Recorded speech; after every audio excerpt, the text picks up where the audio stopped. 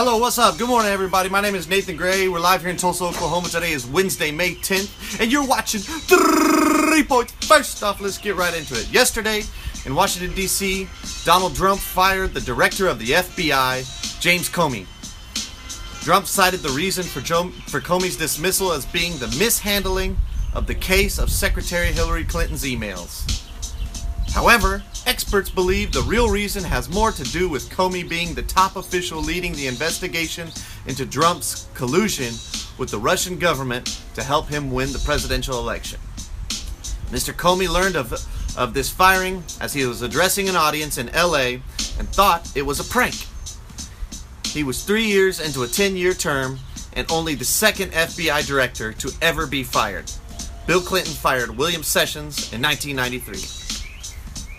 And moving right along, not so coincidentally, Comey's dismissal comes only hours after CNN broke news of federal prosecutors issuing grand jury subpoenas to associates of former National Security Advisor Michael Flynn as part of the ongoing investigation of Russia's involvement in the election.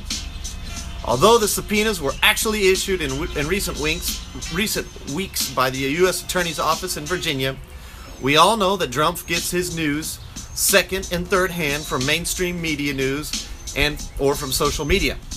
Therefore, it makes perfect sense that Trump would impulsively fire anyone who might open their big, fat mouths.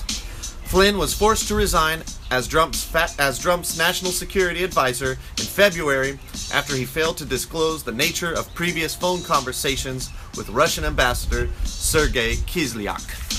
And lastly, today in Curitiba, Brazil, former President Luiz Inácio Lula da Silva, known simply as Lula, will face a court on 5 separate corruption charges, all related to the car wash scandal. So far, the investigation has been going on for 3 years and has led to the impeachment of his predecessor, President Dilma Rousseff, and as well as the involvement of over 100 other politicians, not to mention the CEOs of Petrobras, Brazil's largest oil company, and several large construction companies and banks. If Lula is found guilty by Judge Sergio Moro on the charges of bribery, money laundering, influence peddling, and obstruction of justice, he could face jail time. But if he is acquitted, he actually stands a chance of becoming Brazil's next president again in 2018 for a 3rd presidential term. That about finishes off the gourd for today. Until next time, you've been watching 3 Points.